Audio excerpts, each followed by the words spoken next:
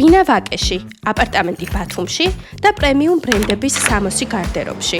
ასეთი მდიდრული ცხოვრების სტილი აქვს თინათი ბერძენიშვილს, საზოგადოებრივი მაუწყებლის გენერალურ დირექტორს. მისი ხელფასი 10,000 ლარია, ანგარიშებზე კი 125,000 ლარი და $18,000 უფიქსირდება.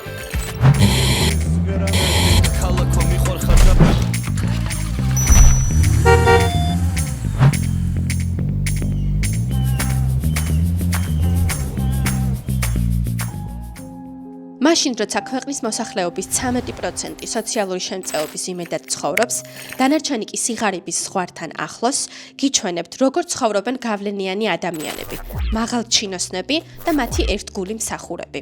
გახდით ჩვენი გამომწერი და ამ გადაცემის მომდევნო ეპიზოდები არ გამოგრჩებათ. ფაქტებსა და დოკუმენტებზე დაყრდნობით, მოგიყვებით ფუფუნების ამბებს. არ დაგავიწყდეთ ამ ვიდეოს გაზიარებაც.